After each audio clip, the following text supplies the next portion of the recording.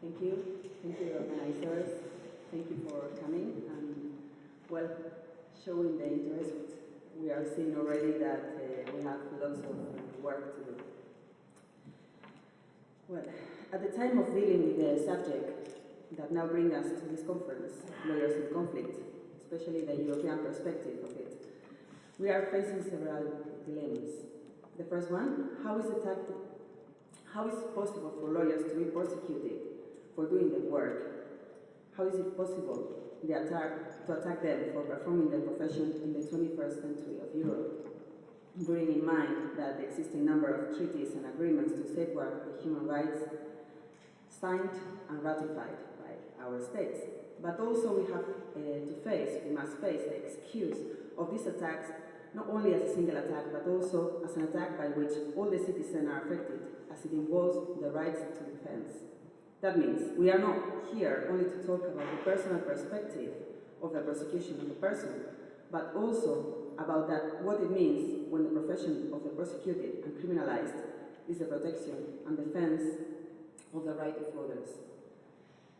But also, and often, he is the first and sometimes the only person, the only witness of the rights violation committed against prisoners and arrested people, which is the work of human rights defenders, human rights lawyers. So we'll try to explain how the lawyers' work can be criminalized, and thus how can any person or group be criminalized. I will keep myself to explain how is the situation in the place from which I come from, the Basque country, where there are experiences regarding the legal reforms, especially in relation to the fight against terrorism and in pursuit of state security, which have been transferred to other European states. As we know, the states, they are very friends one to another, so when something really works in one state, another can take that experience to theirs. That is, other states have also adopted this kind of legislative reforms which allow such ambiguous accusations and the extension of the term terrorism to a degree that could include public activities, and up to the moment considered by the authorities, they were perfectly legal.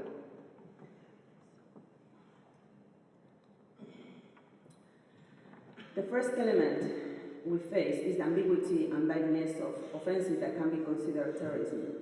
That is, the absence of a definition for the term terrorism and the definition of various activities considered terrorism are very ambiguous.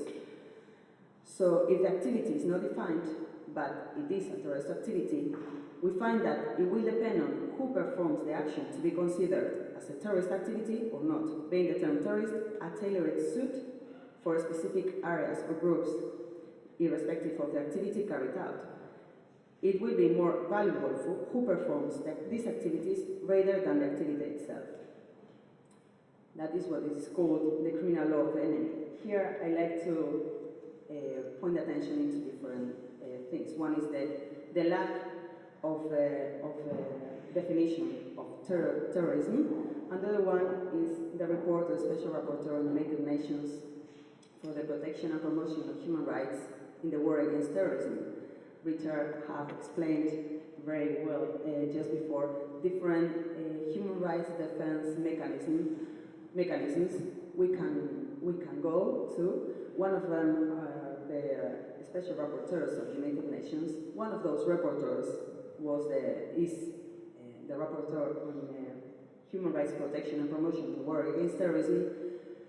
At that time, Martin Cheney, who carried out a visit to a Spanish state in 2009, and then after had a conclusion report in which he warns that, in his words, one of the conclusions was, and one of the recommendations to the Spanish authorities, the vagueness of certain provisions on terrorist crimes in the Spanish Penal Code carries with it the risk of a slippery slope, i.e. the gradual broadening of the notion of terrorism to acts that do not amount to and do not have sufficient connection to acts of serious violence against members of general population. This is particularly worrying in light of measures triggered by the classification of crimes of terrorism, the application of incomunicado detention, the exclusive jurisdiction of the Audiencia Nacional, the applicability to terrorist suspects of up to 4 years of pretrial detention, aggravated penalties, and often also modifications in the rules related to serving their sentences.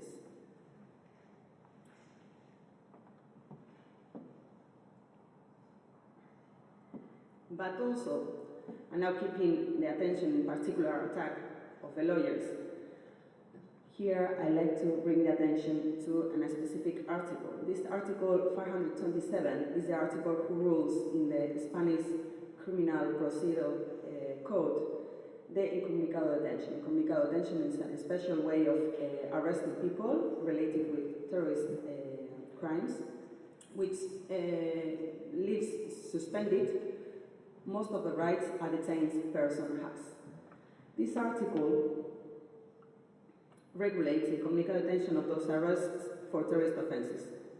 It is also stated that while the arrested has the right to have the presence of a lawyer, he will be assigned with a public defender. He will not be able to appoint the lawyer he wishes or the one he trusts on. This has been criticized by the international organizations, and the response from the Spanish authorities, although quite vague, it has been the suggestion of some involvement by the lawyers with their clients accused of terrorism.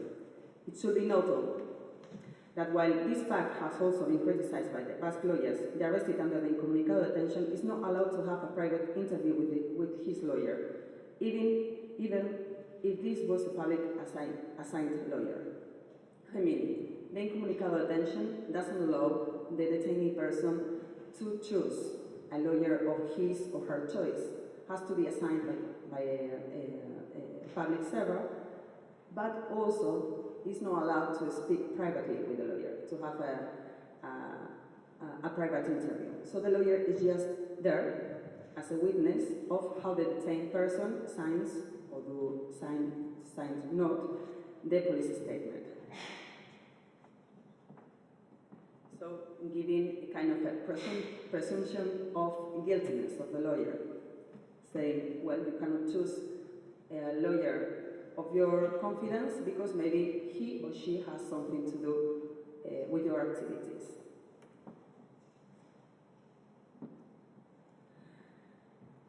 Well, however, and assuming the importance of explaining the framework that allows the impunity for these attacks and the legal terminology construction of the criminalization, it is that we see the practical expression of all this construction, that each element plays an important role in the gearing, which are all the links in the chain, which is still looking less important than others.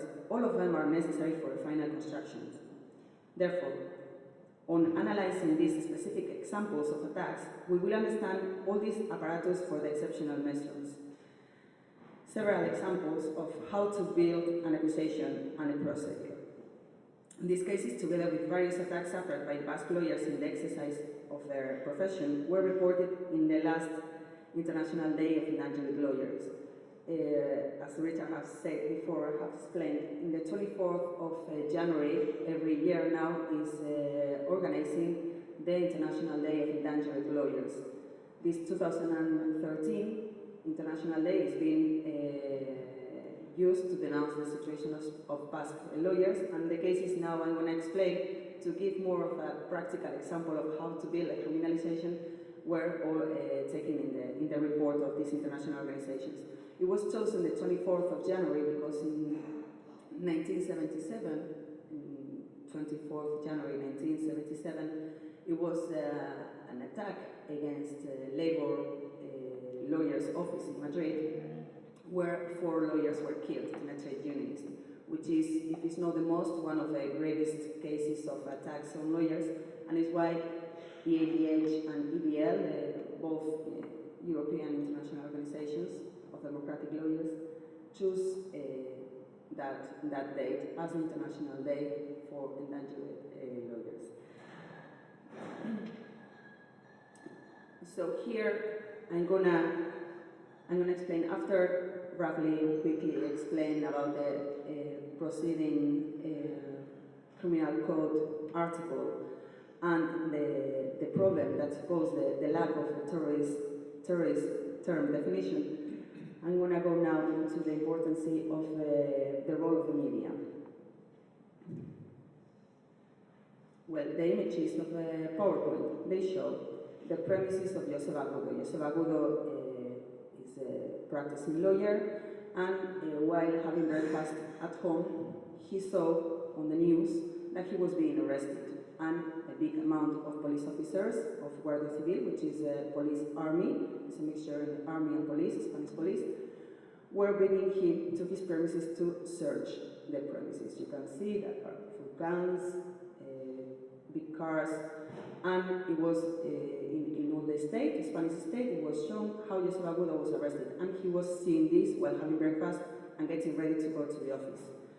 So after they began of this peculiar situation, so quite surrealistic, started he proceeding. He used to live in Endaya, which is Basque province under French administration, so Spanish issued a European arrest warrant. He was sent to Spain, and the Spanish authorities put him in prison in pre-trial detention. You can be in pre-trial detention for 4 years, and he was waiting for his trial in a faraway prison.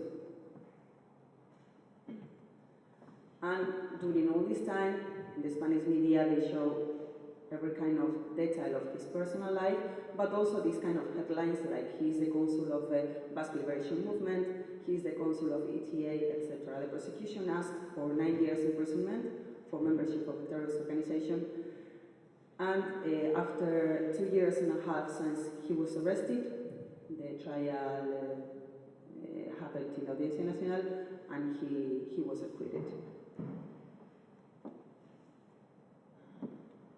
Here we got another case, is the case of Iñaki Goyoaga, which is another Basque lawyer, defending political prisoners. Well, he was arrested. I have to say that I was in an EDL assembly in a European Lawyers Association meeting in Santiago de Compostela in Galicia, having a big meeting with lots of lawyers when some colleagues started calling us. It was another Basque lawyer and me taking part in that assembly, because we are members of that international association. And they called us saying that in the Spanish media they say that Iñaki was being arrested, which was scandalous, and we were in the right place to explain what had happened. But they told us how the circumstances of the arrest were. And to tell the truth, I didn't know exactly what to do, and my colleague neither. This is what the Spanish media published. He was planning an escape from prison with an helicopter. I mean, it was everything just crazy. Seems like something from a joke, except that he was arrested, he was sent to prison, he was isolated in prison, and the prosecution asked for 25 years imprisonment. But just after publishing this in the media, in all the media, of course, as well as his personal details of his personal life, etc.,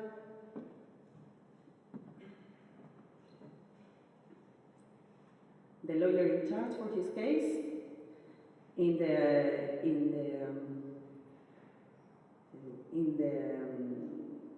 court decision to establish the accusation, didn't mention anything about the escape, didn't mention anything about the helicopter, didn't mention nothing like this at all. So the accusation then changed it, was less scandalous, was less mediatically way of selling a good history, a good story, and everything went into it. He is a member of a terrorist organization, ETA, and he agrees with his clients' different issues. No mention to the escape. Well, after nearly 2 years in prison, Iñaki Goyoaga was also acquitted in a trial. Here we got examples of other arrests. The one on top is Iratxe Urizar, and the one below it is Aizea and Arantxa Zulueta. In the case of Aizea Zuluaga and Iratxe Urizar, his case also was very famous in the media, a big scandal, ETA lawyers again arrested, etc. But in this case, what it takes our attention is the accusation was to counsel some young people what to do in case they were arrested. I mean, what any lawyer should do, which is show your clients which your rights are, what the police can do, what they cannot, etc. That was the concrete accusation in all the headlines. Well, before the trial arrived, the court was, the trial was dismissal was closed, and nothing else happened.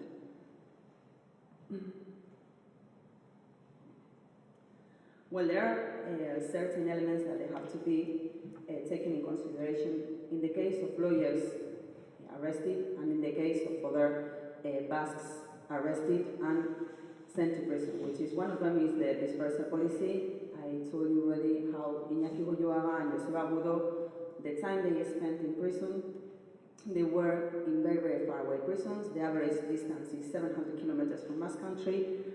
You cannot really see from this picture, but the map of the Spanish state, French, and all these little boxes are where the Basque prisoners are imprisoned at the moment, with high risk for relatives and with very, very high expenses. As well as that, there are certain elements that we should analyze, which is like the abuse of judicial secrecy. The defense lawyer has no chance, has no opportunity to know the case properly, just till very, very little before the trial.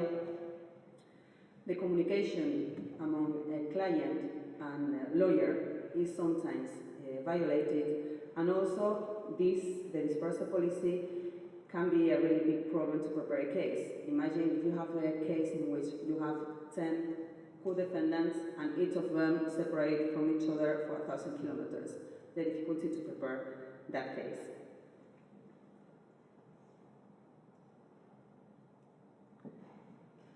Well, and now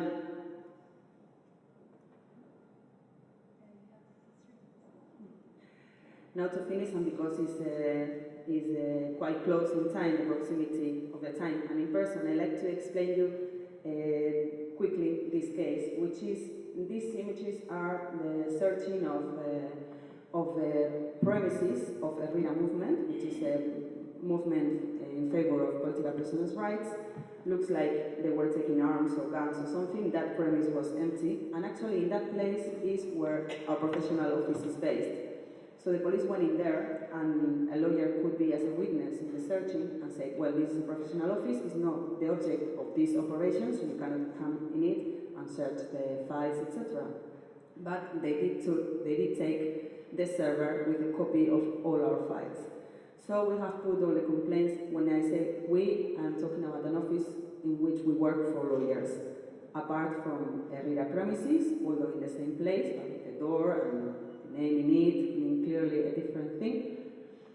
We have put a complaint into the investigation judge. Our dean has also complained. EDA Commission Defense de la Defense has also complained. And the answer of the judge from the Audiencia Nacional, I got here a copy, maybe you cannot see. On top of it says the date, 23rd of October, 12:38 of the evening, and it did say in the decision, I will copy and analyze your files on the 23rd of October at 10 in the morning. So he has sent the facts after he has already copied and analyzed our files, etc. He has said that we have so many files which is difficult to read everything and analyze everything, so it will take till the 9th of December to read everything and to say what he thinks about it.